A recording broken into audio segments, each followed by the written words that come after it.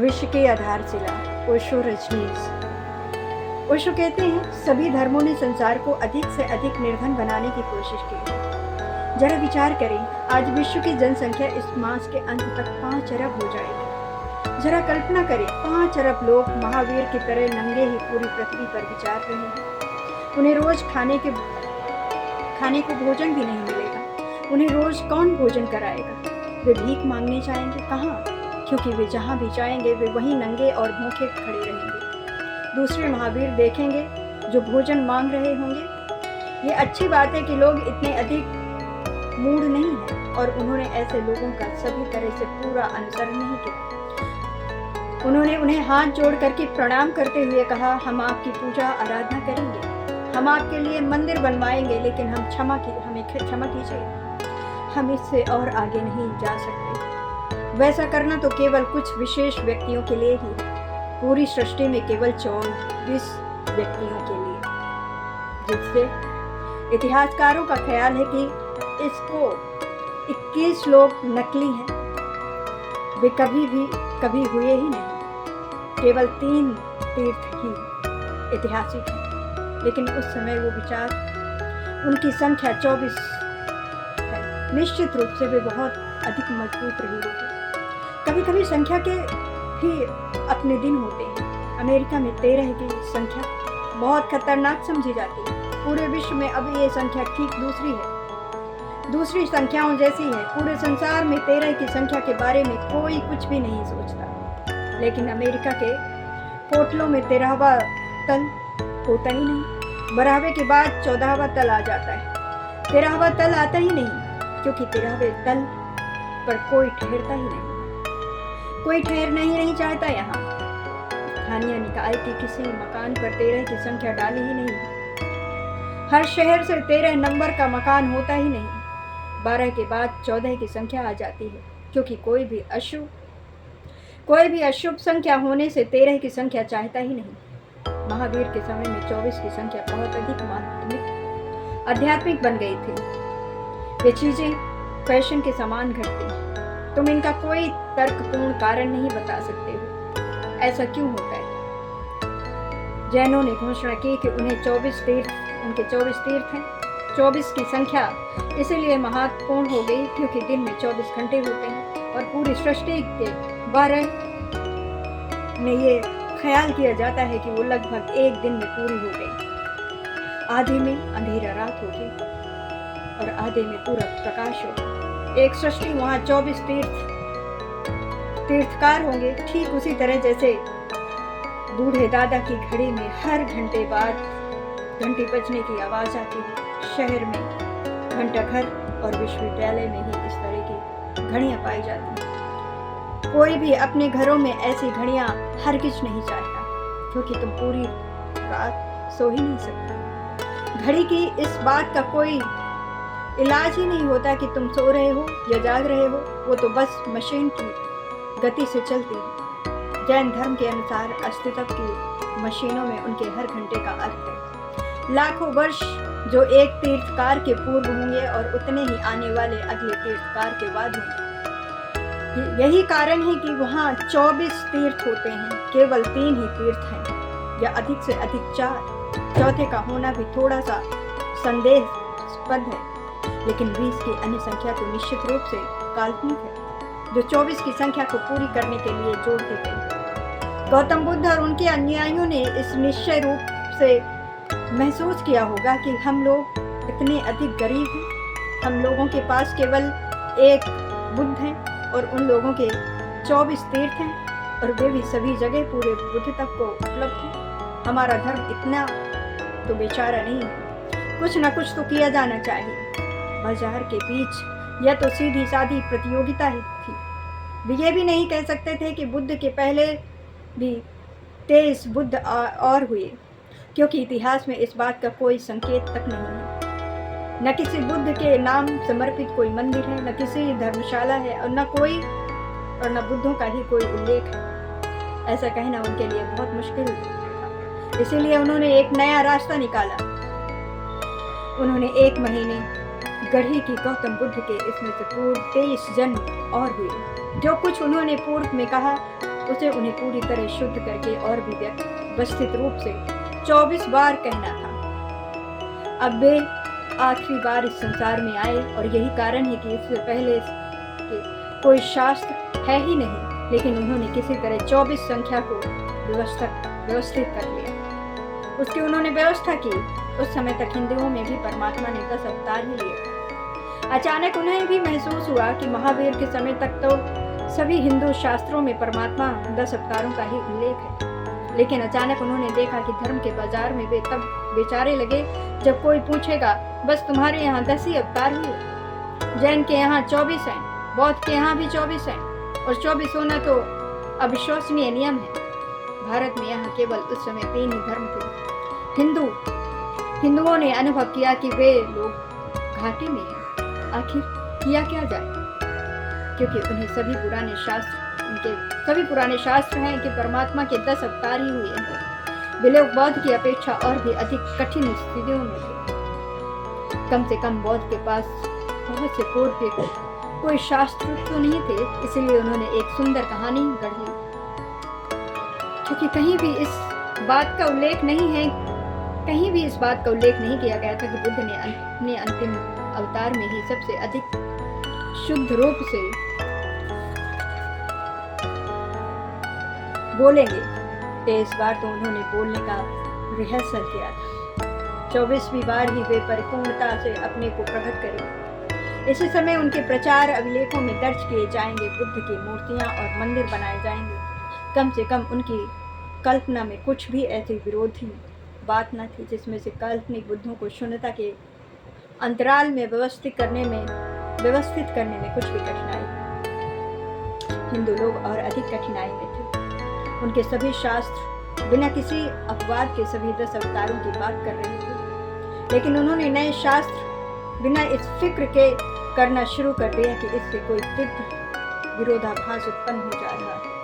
हिंदुओं के सभी शास्त्र जो बुद्ध और महावीर के बाद लिखे गए, उनमें परमात्मा के 24 अवतारों का उल्लेख है।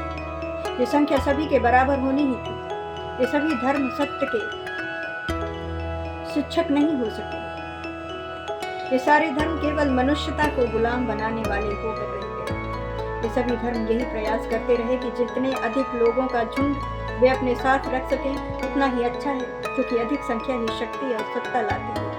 और कायर लोग की झुंड या भीड़ का अनुसरण करने को तैयार होते हैं, क्योंकि कायर लोग ही अपने को अकेला तथा डरा हुआ महसूस करते हैं। इतना विराट ब्रह्मांड और तुम निपटे अकेले, कोई भी पास नहीं, यहाँ तक कि एक भी साथी साथ नहीं। आकाश की परिपूर्ण शून्यता, न कोई भी पथ प्रदर्शित करने वाला और न कोई दिशा निर्देश देने वाला। विद्रोही व्यक्ति ही सच्चा आध्यात्मिक अस्तित्व है। वो किसी झुंड का भाग नहीं है, वो किसी व्यवस्था का अंग नहीं है, वो किसी संगठन से संबंध नहीं रखता, ना ही वो किसी दार्शनिक विचारधाराओं को ही मानता है। सरल और निष्कर्षतापूर्ण शब्दों में वही कहा जा सकता है कि उसने दूसरों से कुछ भी उधार नहीं लिया। वो स्वयं अपने अंदर ही गहरी खुदाई करते हुए अपने जीवन रस और जीवन स्रोत की खोज करता है। यहाँ किसी मार्ग की जरूरत है ही नहीं। यहाँ किसी मार्ग की जरूरत ही क्या है? तुम यहाँ पहले ही से हो, तुम्हारा अस्तित्व है, तुम सचेत हो। आधारभूत खोज के लिए जो कुछ भी आवश्यक है वो तुम्हें अस्तित्व द्वारा पहले से ही मिला हुआ है। स्वयं अपनी की चेतना में झांक करके देखो और उसका स्वाद लो। अपने ही जीवन में तुम उसकी नित्यता खोजो। तुम्हें अपने अंदर अपना शरीर ही पवित्रतम मंदिर दिखाई देगा, क्योंकि जो कुछ भी सुंदर है, जो कुछ भी सुंदरतम है, जो कुछ भी सत्य है, जो कुछ भी मूल्यवान है और जिसमें दिव्यता और देवत्व है, वो सभी तुम में है। और तुम पूछ रहे हो विद्रोही का पथ दर्शन कैसे होता है? यही सुंदर है एक विद्रोही का कि उसे किसी प्रत्यक्षदर्शक की जरूरत होती ही नहीं। वो स्वयं ही अपना मार्ग होता है, उसका अपना दर्शन होता है, उसका अपना भविष्य होता है। उसकी यही घोषणा होती है कि मैं ही सब कुछ हूँ और मेरे पास वो सब कुछ है जिसकी मुझे ज़रूरत है, और ये अस्तित्व ही मेरा घर है। मैं यहाँ कोई अजनबी नहीं हूँ। प्यारे सद्गुरु, श्रद्धा और भक्ति का क्या मार्ग है और आपकी दृष्टि में आध्यात्मिक विद्रोही का इसमें क्या स्थान और क्या अर्थ है? भक्ति या प्रार्थना कोई मार्ग नहीं है, इसके लिए किसी पथ पर यात्रा नहीं करनी है। भक्ति का मार्ग तो अस्तित्व में पिघलना और पिघल करके उसमें समाहित हो जाना है। ये तीर्थ यात्रा नहीं है, ये तो उन सभी सीमाओं को तोड़ देना है जो तुम्हें अस्तित्व से अलग रहती है। ये तो एक प्रेम संबंध है। प्रेम कोई मार्ग नहीं होता, प्रेम तो किसी की व्यक्तिगता से एक हो जाना होता है। ये दो हृदय के गहरे अंतरंग संबंध होते हैं, इतने अधिक गहरे कि दो हृदय एक ही लयबद्धता पर नृत्य करना शुरू कर देंगे। यद्यपि हृदय दो ही होते हैं, लेकिन लयबद्धता एक ही होती है। एक ही संगीत, एक ही नृत्य होता है। दो व्यक्तिगत लोगों के मध्य जैसा प्रेम होता है, वही प्रेम एक सृजनात्मक विद्रोही और पूरे अस्तित्व के मध्य होता है। वो समुद्र की लहरों के साथ नृत्य करता है, वो खिली धूप में नाचते वृक्षों के साथ नाचता है, वो घूमते सितारों के साथ नाचता है। उसका हृदय फूलों की गंध, पक्षियों के संगीत और रात्रि के मौन के साथ धड़कता हुआ प्रचुरता देता है। भक्ति कोई मार्ग नहीं है, भक्ति तो अपने व्यक्तित्व की मृत्यु है। जो कुछ भी तुम्हारे अंदर नश्वन है, तुम उसे स्वयं अपने आप गिरा देते हो। केवल शाश्वत, सनातन और अमर ही शेष बचता है, और यह स्वाभाविक है कि जो अमर या शाश्वत तत्व है उसे अस्तित्व से अलग नहीं किया जा सकता। जो शाश्वत होता है वो बहुत अनूठा होता है, वो ना प्रारंभ होता है और ना ही अंत। भक्ति प्रेम का उच्चतम रूप है। यह संभावता है कि तुम किसी व्यक्ति से प्रेम करते हो और धीमे धीमे प्रेम इतना गहरा बन जाता है कि गुणात्मक रूप से प्रेम ही बदल करके भक्ति बन जाता है। तब वो व्यक्ति तुम्हारे लिए अस्तित्व में छलांग भरने के लिए एक खिड़की बन जाता है। जहाँ तक विद्रोही का संबंध है, यही स्थिति सद्गुरु की होती है। अपने लोगों के लिए मैं मुक्तिदाता या उनका रक्षक नहीं हूँ, मैं एक मसीहा भी नहीं हूँ, मैं ठीक दरवाजा हूँ, मैं एक सेतु हूँ जिससे गुजर करके तुम आनंद में जाते हो। भारत में बहुत अजीब शहर, पूरे विश्व भर में शायद ऐसा कोई भी शहर नहीं है। ये महान सम्राट अकबर द्वारा बनाया हुआ शहर फतेहपुर सिकारी है। ये अपनी राजधानी के लिए एक विशिष्ट शहर बनाया जाना चाहिए था। संपूर्ण शहर पूरी तरह नया बनना था, कला का एक अनूठा नमूना, और वो राजधानी को दिल्ली से बदल करके फतेहपुर सिकारी लाना चाहता था। वो बहुत चर्चित सम्राट था और वो शहर भी कोई मामूली शहर ही बनाकर रहने वाला नहीं था। वहाँ के प्रत्येक घर को एक महल जैसा ही बनाना था। वो शहर लगातार 40 वर्ष तक बनता रहा। उसके चारों ओर एक खूबसूरत झील थी, लेकिन उसमें कभी कोई रहा नहीं। विश्व भर में वो ऐसा अकेला शहर था जिसमें इतने खूबसूरत महल थे, लेकिन कोई कभी भी वहाँ जाकर रहा ही नहीं, क्योंकि उस योजना के पूरे होने से पूर्व ही अकबर की मृत्यु हो गई। वो योजना बहुत अधिक विशाल थी, पूरी तरह से नवीन एक नई राजधानी बननी थी, जिसके सभी घर एक विशेष पत्थर से बनाए जाने थे और सभी सड़कों को भी एक निश्चित ढंग से ढाल करके उन्हें एक नया अर्थ दिया जाना था। विश्व भर से हजारों कलाकार पत्थर काटने और रसायन तराशने के लिए और राजगिरी के लिए बुलाए गए थे। उन दिनों अकबर का साम्राज्य विश्व का सबसे बड़ा साम्राज्य था। अकबर के अधीन भारत की अधिकतम भूमि थी, अतुल धनराशि उपलब्ध थी।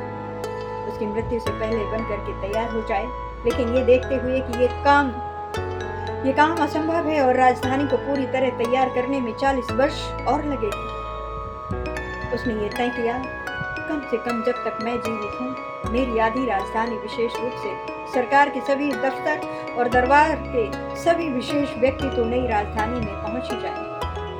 झील को राजधानी की मुख्य सड़क से जोड़ने के लिए उस पर सुंदर पुल का निर्माण करवाया गया, जो कि शहर झील के बीचों बीच एक द्वीप की भांति था।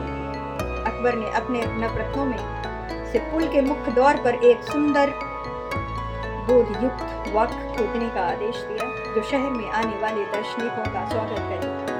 उन लोगों ने पूरे विश्व के धर्मशास्त्रों और पूरे साहित्य में उस वक को ढूंढा। यद्यपि वे मुसलमान थे, पर बड़ी अजीब बात हुई कि वे उस वक को जो खोदने के लिए उपयुक्त हो, जीसस की तहातों में से ढूंढा। उसे जीसस के कहावतों में से ढूंढ सके, जैसे मानो वो विशेष रूप से राजधानी फतेहपुर शिकारी के प्रवेश द्वार पर खोदने के लिए ही कह गया था। वो वाक्य है, यहाँ केवल एक सेतु है। यह केवल एक सेतु है, स्मरण रहे, ये एक स्थान गुजर जाने के लिए है, न कि यहाँ मकान बनाने के लिए। संबंध में है, जीवन एक सेतु की भांति है, यहाँ घर मत बनाओ। यहाँ स्थान तो बस गुजारने के लिए है। अकबर को इस वाक्य से बहुत प्रेम था।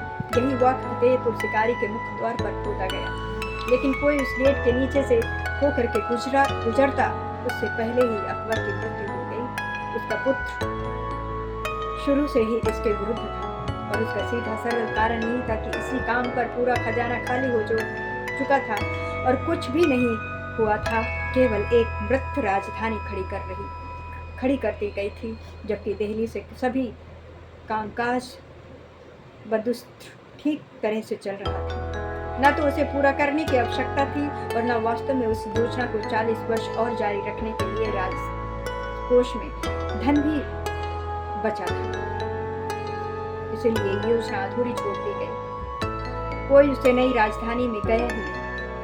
वो केवल एक महल स्मारक बनकर रह गया, एक महान सम्राट के स्वप्न की महान यादगार बनकर के रह गया। लेकिन मेरे लिए तो सबसे महत्वपूर्ण चीज पुल के गेट पर खोदा गया वो वाक्य है। एक विद्रोही के लिए सद्गुरु के होने का यही एकमात्र कारण है कि सृजनात्मक विद्रोही के लिए यही होता है कि प्रेम का अर्थ है, उसके लिए प्रेम और सद्गुरु दोनों समर्थक हैं। जब सद्गुरु के साथ उसका प्रेम इतना गहरा और प्रकट हो जाता है कि वो किसी भी तरह से अपने आप को उससे अलग सोच भी नहीं सकता। प्रेम स्वयं रूपांतरित होकर के एक नई ऊंचाई तक पहुंचता है। इसी ऊंचाई को भक्ति प्रार्थना के नाम से जाना जाता है। भक्ति कोई अलग मार्ग नहीं है। भक्ति या प्रार्थना तो केवल एक प्रेम व्यवहार है जो अपनी अंतिम स्थिति में परिपूर्ण शुद्ध होता है। तब जिससे तुम प्रेम करते हो वही द्वार बन जाता है। विश्वास जीना अद्वितीयता तक पहुंचने के लिए एक सेतु बन जाता है। तुम्हारी छोटी सी बूंद जैसे पहचान करके अस्तर के सागर में खुल जाने का अनुभव ठीक वैसा ही होता है जैसे कमल को पकड़ी से कोई उसकी बूंद फिसल करके सागर में खुल। प्यारे सद्गुरु, एक मित्र को पत्र लिखते हुए मैं अपने आप को ये स्वीकार करने की योग ही नहीं पाता कि मैं पहले से अपने आप को कितना अधिक विकसित, कितना अधिक विश्वासपूर्ण और अपने आप में से कितना अधिक अच्छा महसूस कर रहा हूँ। जैसे मानो ऐसा कहना लगभग झूठ बोलने जैसा है, क्योंकि ये महसूस करना के समान नहीं है और इसीलिए ये स्वप्न की भांति नष्ट हो जाएगा। क्या ब्रिटेन के व्यक्ति का सोचने का ये यही तरीका है? इस जीवन में उत्सव आनंद मनाना, क्योंकि ये अस्तित्व का एक ऐसा उपहार है जो किसी भी तरह से भरा स्वरूप न होकर के एक सृजनात्मक विद्रोही होने जैसा अनुभव कराता है। क्या ऐसा नहीं? ये केवल तुम्हारे सोचने का ही ब्रिटिश तरीका नहीं है, ओशो कहते हैं, बल्कि ये थोड़ा कम या थोड़ा अधिक पूरी दुनिया में सोचने का केवल यही एक ढंग है। जब तुम परम आनंद में डूबी हुई होती हो, तुम्हें उस पर विश्वास ही नहीं होता, तुम उस पर विश्वास कर ही नहीं पाती। जब तुम्हें गहरे परमानंद उस पार के मौन का अनुभव होता है, क्योंकि तुम्हारे आसपास के पूरे संसार में चारों ओर दुख और पीड़ाएं ही हैं। यदि तुम उन्हें बतलाओ कि तुम जीवन में परमानंद का अनुभव कर रहे हो, तो वे सोचेंगे कि तुम या तो स्वप्न देख रही हो अथवा तुम हीरोइन का नशा लेने की अभ्यस्त हो। कुछ न कुछ गलत तुम्हारे साथ होना ही चाहिए, जबकि तुम्हारे साथ कुछ भी गलत नहीं हो रहा। इस संसार में कुछ भी गलत तुम्हारे साथ होना ही चाहिए, केवल तभी तुम एक समान मनुष्य समझे जाते हो। यदि तुम कहो मेरे साथ सब कुछ गलत नहीं हो रहा है और प्रत्येक चीज बहुत बढ़िया चल रही है, तो लोग तुम्हें संदेह की दृष्टि से देखने लगे। या तो इस व्यक्ति ने कोई ड्रग ले लिया है, अथवा पिछली रात के नशे की खुमारी में, अथवा ये व्यक्ति वास्तव में पागल हो गया है। केवल पागल लोग ही इस तरह की बातें सोचते हैं और बहुसंख्या लोगों की बात ये हमेशा सच मानी जाती है। तुम अकेली हो और परेशानी यही है कि तुम दूसरों को किसी भी तरह से संतुष्ट कर सकती हो, क्योंकि तुम अपनी प्रसन्नता को उनके सामने इस तरह प्रकट नहीं कर सकती जिससे वे उसकी परीक्षा कर सकें। तुम अपने परमानंद को उनकी आंखों के सामने नहीं रख सकते जिससे वे उसकी चीर फाड़ या देख सकें कि वे सच्चे हैं अथवा ये केवल भ्रम है। ये सारे अनुभव पूरी तरह से वैयक्तिक हैं। उन्हें बाहर निकाल करके किसी भी तरह से वैज्ञानिक परीक्षण के लिए उपलब्ध कराया जा सकता है और परिणाम के लिए वैज्ञानिक परिणाम परीक्षण के लिए उपलब्ध नहीं कराया जा सकता। वे कोई वस्तुएं नहीं हैं, इसलिए उन पर पथकृत प्रयोग नहीं किया जा सकता। संचार विचारों और देखते हुए यदि किसी व्यक्ति को इस अनुभव को सिखाया जा सकता है या सिखाया जा सकेगा, शायद मुझे कुछ भ्रम हो रहा है। शायद मेरे दिमाग में नट और बोल्ट कुछ ढीले हो गए हैं। कुछ न कुछ चीज़ें तो गलत होनी ही चाहिए। कम से कम एक चीज़ जो निश्चित है कि मैं असाधारण हूँ और मेरी असाधारणता पागलपन या सनक जैसे है। लेकिन फिर भी तुम इंग्लैंड में नहीं हो और न तुम पूना नहीं हो। तुम यहाँ मेरे साथ हो और यहाँ दुखी का अभागी बन करके रहना, असाधारण बनकर रहना ही है। हम लोग एक पूर्णतः मित्र की तरह जीवन जीते हैं और हम लोग एक भिन्न तरह की भाषा बोलते हैं। ये बदमिजाज और लंबा उदास चेहरा बना करके एक ब्रिटिश के भांति रहना ही पागल बन करके रहना है। तुम यहाँ बिना किसी कारण आनंदित हो सकती हो। कोई भी तुमसे उसका कारण पूछेगा नहीं। आखिर तुम क्यों नाच रही हो? आखिर तुम्हें ऐसा क्या मिल गया? तुम गीत क्यों गा रही हो? क्या तुम्हारे नाम कोई लॉटरी लग गई निकल आई है? क्या तुम जिम्मी पार्टनर की तरह क्यों दिखाई दे रही हो? क्या तुम्हारी पत्नी किसी के साथ भाग गई है? और आखिर ये मामला है क्या? यहाँ कोई भी तुमसे कुछ पूछता ही नहीं। लेकिन यदि तुम यहाँ उदास और दुखी दिखाई देती हो तो प्रत्येक व्यक्ति यही सोचता है तुम जरूर अभिनय कर रही हो, तुम जरूर कोई नाटक खेल रही हो। यदि तुम गंभीर और उदास बने रहने का ही आग्रह करती हो तो यह लोग सोचेंगे कि तुम्हें मानसिक चिकित्सक की आवश्यकता है। और यहाँ ध्यान प्रयोग भी और मनोवैज्ञानिक चिकित्सक के समूह आदि वे सभी तरह की चीजें हैं जो पागल व्यक्तियों के पागलपन दूर करती हैं। पागलपन की कसौटी हमारे लिए निरंतर रहने वाली उदासी है और हमारी परिभाषा एक स्वस्थ व्यक्ति के लिए उसकी स्वाभाविक प्रसन्नता है जो कि अकारण ही होती है। यहाँ तुम्हें ब्रिटेन वालों की तरह सोचने से जरा भी चिंतित नहीं होना चाहिए और इससे पहले तुम इंग्लैंड वापस लौटो ये सब कुछ मुझ पर और मेरे लोगों पर पूरी तरह छोड़ दो। वे तुम्हें इतनी पूरी तरह से भ्रष्ट और खराब कर देंगे कि फिर तुम्हें ब्रिटेन, जर्मनी और अमेरिका के लिए फिक्र करने की जरूरत नहीं रह जाएगी। इससे कोई फर्क नहीं पड़ता कि तुम कहीं भी रहो, तुम कहीं रहोगी सन्यासी बनकर ही, स्वस्थ, सम्मान, प्रेमपूर्ण और नाचते गाते हुए जीवन को उत्साहपूर्वक मनाते हुए ही। कोई व्यक्ति अपने जीवन को केवल 2 फूल अथवा 2 पत्तियों के साथ ही उत्साहपूर्ण बना सकता है अथवा केवल एक मोमबत्ती ही काफी है।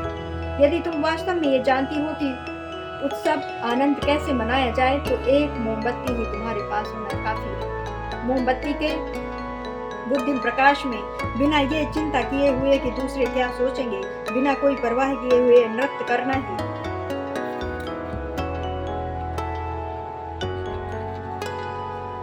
संन्यास दीक्षा का एक भाग है। इस बारे में कोई फिक्र ही ना की जाए। दूसरे लोग क्या सोचते हैं, क्या कहते हैं तुम्हारे बारे में, वे लोग अपना जीवन जीने के लिए स्वतंत्र हैं। यदि वे दुख में जीना चाहते हैं तो वे आशीर्वाद के साथ दुखों के साथ भी जी सकते हैं। लेकिन यदि तुम दुखों में जीना नहीं चुनती तो तुम किसी को भी दखल देने की अनुमति नहीं दोगी। इससे पहले कि तुम यहाँ से जाओ, तुम भयभीत ना हो करके आनंदित बने रहने के लिए काफी मजबूत बन जाओ। 6 वर्ष के 2 बच्चे एक कालदिघ्र में यथार्थ के अलग एक अमृत चित्रों को देखते हुए उसे समझने की कोशिश कर रहे थे। तभी उनमें से एक ने कहा, अब हम दौड़ लगा करके निकल जाना चाहिए। लोग कुछ कहें उससे पहले ही हमने वो कर भी दिया। प्रत्येक व्यक्ति अपनी समझ के अनुसार ही। हाइमी गोल्डनबर्ग ने बीमार होने पर एक विशेषज्ञ को बुलाया। गोल्डनबर्ग का परीक्षण करने के बाद विशेषज्ञ ने कहा जी हाँ, मैं निश्चित रूप से आपको ठीक कर दूंगा। गोल्डनबर्ग ने पूछा, मुझे कितनी कीमत अदा करनी होगी इसके लिए? विशेषज्ञ ने उत्तर दिया, मेरी फीस $97 होगी। गोल्डनबर्ग ने उत्तर दिया, मुझे भय है आपको फी थोड़ी कम करनी होगी, क्योंकि मुझे अपनी देखभाल करने वालों को इससे कहीं अधिक कीमत चुकानी पड़ती है। लोगों के सोचने का अपना अलग ढंग होता है। उसने कब्र खोदने वाले से पूछा कि वे कितना पैसा चार्ज करेंगे, और चूंकि उनके द्वारा दिया गया कोटेशन कम राशि का था, इसलिए उसने सोचा इतना पैसा भी खर्च क्यों किया जाए, और किसी तरह से प्रत्येक व्यक्ति को आज या कल तो मरना ही होगा। गोल्डनबर्ग इस बाबत किसी अर्थशास्त्री या गणितज्ञ की भांति ही सोच रहा था। तुम्हारे लिए तो वो एक पागल जैसा ही दिखाई देगा, लेकिन तुम ऐसी किस्मत के लोगों को दुनिया में अपने चारों ओर पाओगे। बस केवल एक चीज याद रखो, तुम्हें करना यही होगा कि तुम्हारे स्वस्थ होने की कसौटी आनंदपूर्ण बना रहना, भले ही उसके लिए कुछ भी कीमत क्यों ना अदा करनी पड़े। वो कीमत $97 भी क्यों हो सकती है।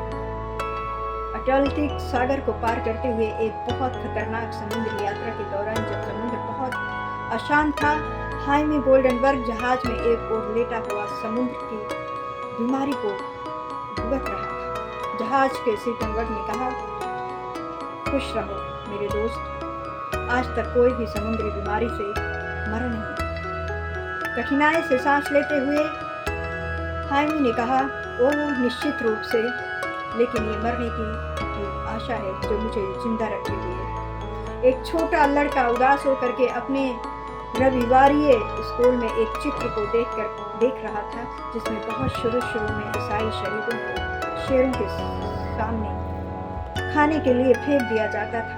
लड़के ने चित्र में एक नई खोज करते हुए कहा, जरा चित्र में पीछे खड़े उस बेचारे छोटे शेर को तो देखो, उसे खाने को कुछ भी नहीं मिल रहा। अब ये तुम्हारे ऊपर है कि चीजों के बारे में तुम्हारा मन क्या कुछ निश्चित करता है। स्कूल के ईसाई अधिकारियों से उस चित्र को इस तरह लटकाना चाहिए था जिससे बच्चे या जान सकें कि शुरू में ईसाइयों को क्या क्या करना पड़ा। उन्हें भूखे शेरों के सामने फेंक दिया जाता था, लेकिन इस छोटे बच्चे का अपना ही विचार है।